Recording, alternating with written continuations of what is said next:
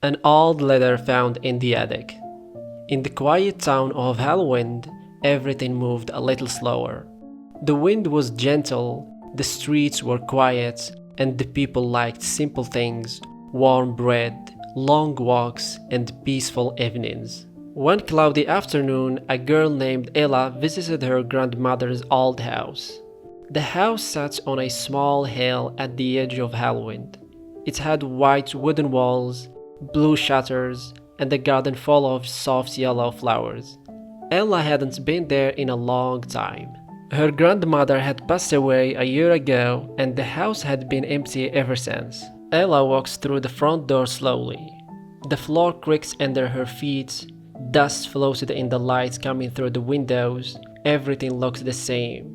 The clock on the wall, the couch with the blue blankets, and the little round table with a teacup still sitting on it. She smiled. It felt like time had stopped here.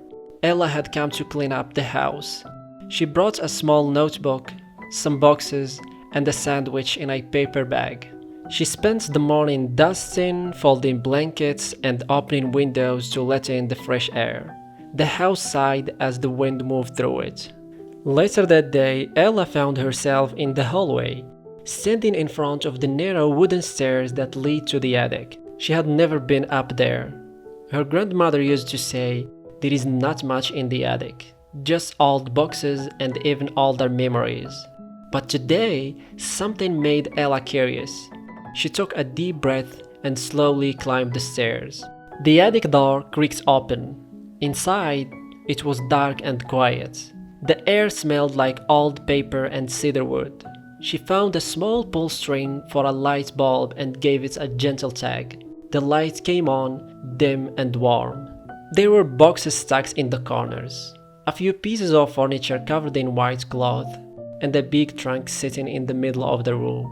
Ella walked over to the trunk and knelt down. She opened it gently. Inside were soft blankets, old photo frames, a few books with cracked spines, and something wrapped in brown paper. She picked up the paper and slowly unwrapped it. It was a letter, written on thick, yellowed paper. The handwriting was neat and soft, like someone had written it with care. Ella sat down on the wooden floor and began to read.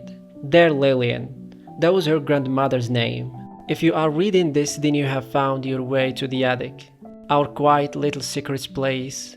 I wanted to leave something behind, not just for you, but for anyone who loves stories, quiet days, and the soft sound of wind through trees. Do you remember the summer we spent under the pear tree in the backyard? We built a tent from bed sheets and read books for hours. We wrote stories and poems and tied them to the branches. That was a happy time, and even now, when the world feels fast and noisy, I remember those slow, sweet days. So, I leave you this letter not because I am gone, but because memories never really leave us. If you ever feel lonely, go to the garden, sit by the pear tree, the wind still knows your name. Love, always, E." Ella read the letter twice. She didn't know who E was. A friend, a sister, a lost love. But it didn't matter. She folded the letter and held it close. Something about it felt warm, like a hug from someone she missed but couldn't remember. She placed the letter back in the trunk. They looked out the attic window. From there she could see the garden. And yes, the pear tree was still there. Its leaves were swaying gently in the wind. And for a moment, Ella thought she could hear a soft whisper through the branches. She went downstairs, made a cup of tea, and took a blanket from the couch. Then she walked into the garden. She sat under the pear tree just like the letter had said. The grass was cool beneath her. The sky above was slowly turning orange and pink. Birds chirped softly, and the breeze touched her face. Ella closed her eyes. She didn't need to understand everything. She just needed to feel it. And in that moment, surrounded by quiet, memories, and wind, she felt something deep and gentle. Peace.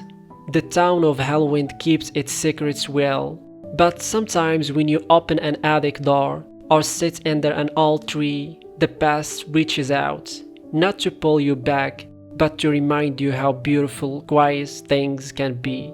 And so Ella sat there in the garden under the sky, not thinking, not rushing, just being. And Hellwind, as always, held her gently.